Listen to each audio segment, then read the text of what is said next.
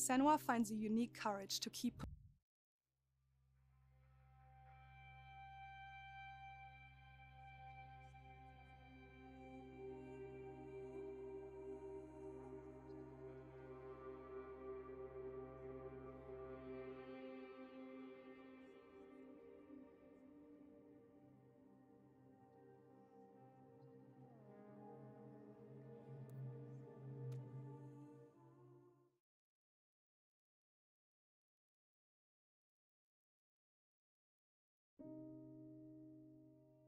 Senua finds a unique courage to keep pushing forwards on her quest, no matter what.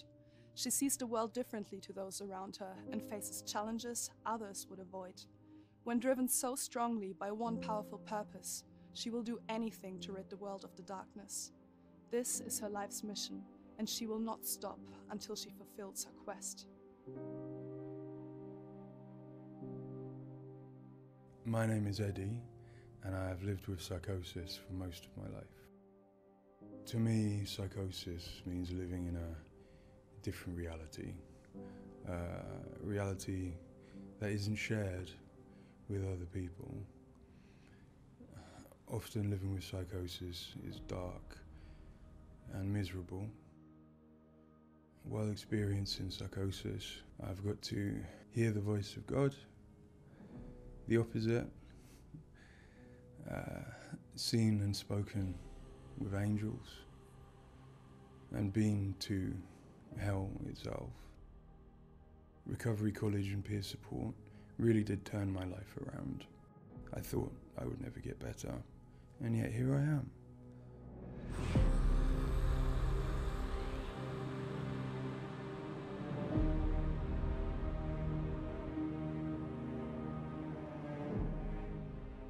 The things that Senua experiences in Hellblade are very similar to some of my own experiences.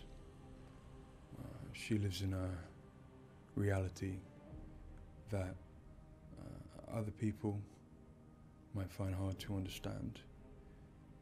She sees significance in symbols, in meeting people, in all sorts of things that are going on around her. Senua is experiencing an altered state of reality which would be very hard to understand without having experienced it yourself or playing Hellblade. Lost soul who fought through hell to find us. You were lost. Not anymore. Paul. Are you ready for what you will find here? It's difficult saying that it's an illness, that it's not real. Of course, to me, it is. And of course, to Senua, it is. And that's what's driving her to do these amazing feats of courage, to overcome pain and exhaustion, to do what she knows she must. All the fear, everything I've seen, everything I've done has led me to this place. We've come so far, not far enough. Say it. You are ready. Tell them. In Senua's saga Hellblade 2, we tell the second part of the story of Senua, a Celtic warrior who, like Eddie, has experiences of psychosis, seeing the world in a unique way and existing in a reality unshared by others. At a surface level, this manifests for Senua in seeing things that others don't, hearing things that others don't, and having unique beliefs about the world. My name's Paul Fletcher. I'm a psychiatrist and a professor of neuroscience at the University of Cambridge, and I've been working with the Ninja Theory team on Hellblade and other projects for several years now.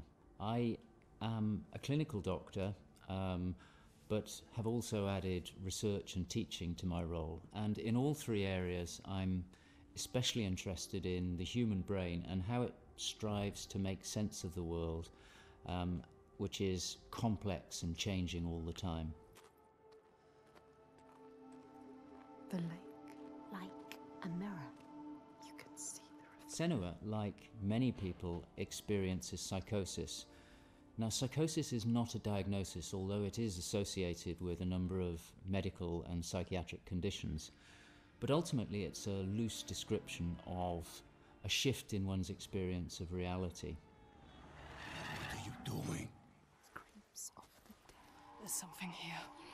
They are not. I need to find out what it is. They are. A person with psychosis might experience changes in their perceptions and their beliefs. For example, they might see or hear things that other people can't. And they might come to believe things that are quite uncharacteristic for them. For example, they might feel that somebody, perhaps somebody even very close to them, is intent on trying to harm them. Now, it's very important to remember that this is not just a vague feeling or an imagination. To the person, it feels like their reality, just as everything around me feels like my reality to me. I, like many people, feel that in order to even begin to understand psychosis, we have to start with thinking about how the brain works in general, how it makes sense of the world around it. And when we do that, we're repeatedly confronted with evidence that actually it doesn't just rely on the evidence of our senses, but it actually relies on what it already knows, on its predictions, its anticipations, and its expectations.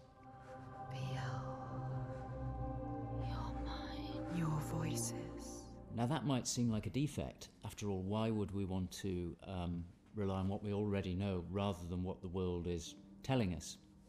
But if we did act simply as passive receivers, we would be completely swamped. We'd be like a newborn infant trying to make sense of the colours and shapes without any way of having a framework to try and understand those colours and shapes.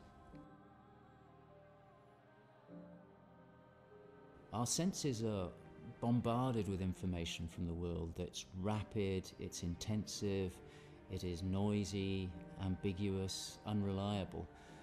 And if we were to try and make sense of that without imposing patterns and expectations, then it would be like trying to assemble a multi-dimensional jigsaw without knowing what the picture was on the box. Many of us think that the brain ultimately is an organ that makes predictions.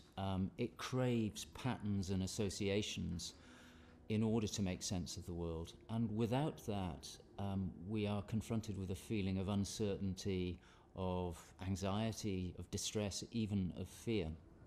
They're calling. Something is drawing them. Where do these predictions come from? Many of them are actually embedded in the structure of our brain, probably wired there by evolution. Many of them come from our earliest experiences as babies, trying to make sense of this new world that we're born into. Many come from our early childhood experiences, from what we learn from others and how we interact with others, from our parents, our teachers, our friends.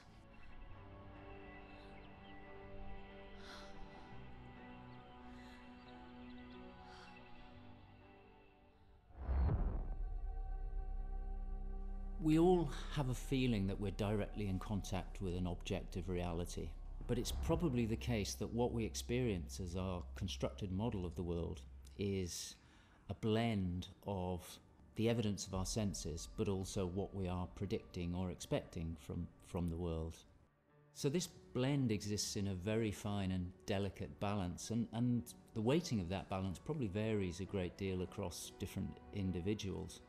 But crucially, this balance is what determines how we experience and interpret and act upon the world. And some of them are embedded in shared experiences with others, our society, our culture, our arts, even our religions and our mythologies. So for the most part, this works very well for us and enables us to make sense of the world, but it's also, being a delicate balance, it can be shifted, and it's very easy, even under the most normal day-to-day circumstances, to deviate from objective reality. A good example of this is the hollow mask illusion. All of us are familiar with a mask. We know that it depicts a face and that the inside is hollow. But when we see the mask rotating round and we see the hollow side, there is a deeper prediction, probably embedded in our brain, that facial features tend not to be hollow, that they stick out. And this deeper prediction can override our knowledge that the mask is hollow and make us actually perceive the face as sticking out at us. Despite what we know, the deeper predictions will override this. So for me and many in my field, perceptual illusions like this, which are very common, are really interesting because they tell us something fundamentally about how the brain is making sense of reality using its predictions. But more than that, for me, it's very interesting because it begins to give us a sense of how psychosis might begin to emerge. Psychosis is this experience of an altered internal construction of one's reality. And it seems feasible that this is dependent upon this balance I've talked about between predictions and evidence. And it is probably the case that some people tend to weight their predictions more heavily. This, in many circumstances, is advantageous because it means that they can discern patterns and associations that perhaps other people can't. But if that balance was shifted further by different circumstances, then it may well be that they begin to construct a reality that doesn't accord with the world around them. What might cause that shift? Well, a number of things. It could be caused by stress, sleep deprivation. It could be caused by illness, neurochemical disturbances. It's also the case that our experience will change how we predict things. So a very profound experience, for example, of trauma, could powerfully change the way in which we make predictions about the world and shift us from this delicate balance into a state of psychosis. In the case of Senua, we know that from an early age she was able to discern patterns and associations that perhaps other people couldn't. And on top of that, her childhood and adolescence had a number of traumas in it. Her father was abusive and he accused her of being the cause of evil and darkness. Her mother, who had the same capabilities as she did, was actually sacrificed for the same reason. And in addition, her village was attacked by Vikings and her lover was brutally killed. And it's possible that all of these traumas would act on her natural tendencies to topple her into this psychotic experience that is depicted in Hellblade. With every defeat, the dark rot will grow and soon it will take her soul.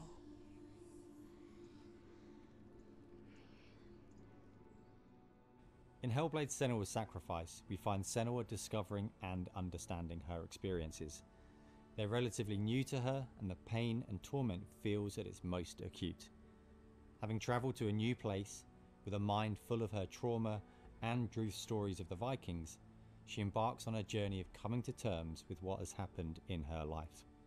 Ultimately, rather than finding the unachievable certainty of rescuing Dillion, she achieves certainty in the realization that Dillion is gone forever. She learns to accept his death, and in turn, her experiences of psychosis. Even in darkness, the wonder and the beauty of this world never leaves us. It is always there, waiting to... In Senua's Saga, we find Senua at a different place on her physical and mental journey. Empowered with the sense that she has overcome her own darkness, she's now compelled to follow a new quest, to save her people from that same darkness. You smell their fear. He's here. Death is coming. Look at the bones. Death is coming. Look at the bones. That's going to be you. That's going to be everyone. In Sacrifice, Senua's psychosis is acute and all-consuming. She is preoccupied and absorbed by her experiences. To some extent, she is enveloped and enslaved by the darkness. She cannot ignore her voices and visions. She's totally committed to the quest within her altered reality. In Saga, there has been some resolution to this. There's no miracle recovery. She still experiences the voices and visions. She still has a changed reality. But the balance of power has shifted. She is the one who is able to be in control. She's able to resist and challenge the voices, she's able to make decisions that much more clearly reflect her own goals. They see through your lies, and I will show them how to see as I do. I will not appease your gods. I will destroy them. And in addition, in Saga, she is able to encompass the reality of others. She sees them for the constructions that they are, and she is able to interact with them. And I think that's a very powerful change and a very important area to explore. They have lost everything. In Saga, we've had the opportunity to explore the next phase of Senua's mental health journey. One where she's come to a place of understanding, but where she and us as creators have new challenges to overcome. Where Senua's belief system will clash with that of others. Her experiences will play out in the presence of people who don't share her perspective. And where she feels a new sense of power in being chosen for the quest, but also a new weakness, bowing underneath the weight of responsibility that sits on her shoulders.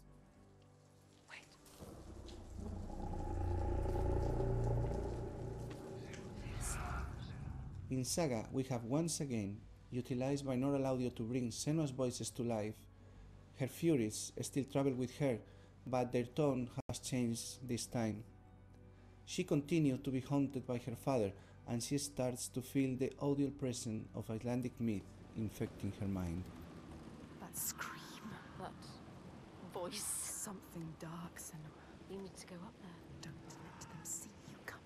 You need to find out. Don't let the monsters find you. You can do this, Senua. To hear the world as Senua does, we spend time with people with lived experiences of psychosis, and also with Paul Fletcher. This made a strong basis of what it is to hear voices, what they say, how they sound, how they change or react to external stimulus. And this paired with all we learned from the first game, Hellblade: Senua's Sacrifice, led us to create Senua's own sonic version of reality. To me, it's a privilege to sit in a room to play our game, and as we progress, hear their comments, thoughts and suggestions. Each one provides a different perspective, and I find especially inspiring and humbling to hear from Eddie his own experiences. Especially, I find he has a way of putting very complex emotions, situations, in a very simple yet poetic way, and it's really inspiring for me when I'm thinking in Senua's journey. We use binaural audio to bring 3D space in the headphones. This allows to experience the voice hearing and other sounds with a physical sense.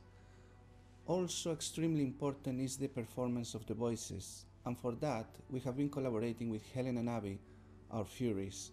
They are the most prominent voices of Senua. The way we perform is important as well, allowing for freedom, movement, creative input from Helen and Abby, and also important to have with them conversation and spend time talking about the journey of our character.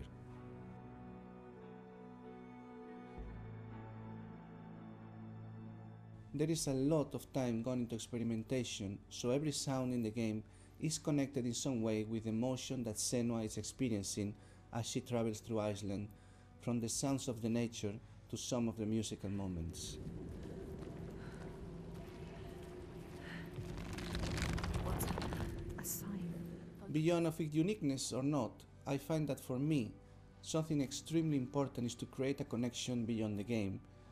So in understanding Senua's own reality and going on a journey with her, I hope our players will understand better how people experience reality different, and in doing so, I feel, we break those walls that keep us distant and lonely.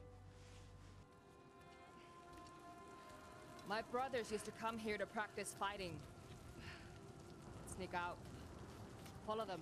For Saga, in order to bring Senua's experiences of hallucinations to life, it was very important for us to listen to people's real lived experiences. It was then a case of thinking about how Senua's world and reality might look when faced with these types of examples.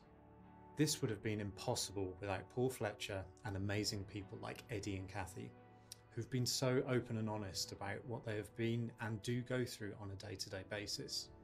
I think it takes real strength to be able to talk about such personal things to a new group of people. On the visual side, we have lent into things like repeating fractal geometry shapes, cymatic patterns, with lighting and post-processing changes to all help reflect the current feelings of Senua. And hopefully, when combined with the audio and gameplay, the player will get a sense of what we are aiming to achieve. Dying right before your eyes, just like before. No, this cannot happen again. You couldn't do anything. We have to stop it happening. Face it. You need to face it. Focus. You need to look at it. In Sacrifice, we saw a story of Senua's suffering at the hands of her experiences. In Saga, we're telling a more nuanced story of the next step on her journey. One where she has found a greater balance, but where her experiences are just as strong. Where rather than being a victim to her experiences of psychosis, she is driven by them on a path that only she sees. Bringing sin with you. The gods cannot be killed. One thing that I find very exciting in Saga is that there's an attempt to explore something that is really neglected in my field, which is the experience of a dual reality that some people have.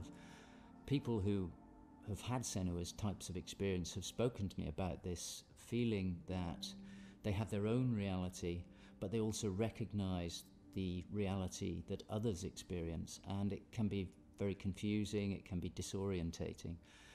And it's exciting to me that the game contains an explicit attempt to portray this experience of dual realities, and I think it'll be very interesting to see how people respond to that. It's amazing what has been done and what's been portrayed. I think it's really difficult to turn words into what other people might be seeing, but I think I'm always blown away by what Ninja Theory come up with for their games, and I'm really stunned at the quality of, you know, the things that she sees and the sounds of the voices that she has. I think they're pretty realistic. She's getting closer. Yes, she can feel it. I hope that the game will help people who maybe don't understand psychosis or don't know very much about it to start with. I think by experiencing some of what they will do in the game, I think it brings to life a little bit of what it's like to have psychosis, and I think hopefully people will learn from it. Now I'm working as a peer support worker, and what that means is that I, in my case, in the job that I have in my role, it means that I go to see my people, to see my peers. We talk about how things have been. The way that Hellblade has captured the experience of psychosis is nothing like I've ever seen before in terms of its realism, in terms of its fairness to people like me.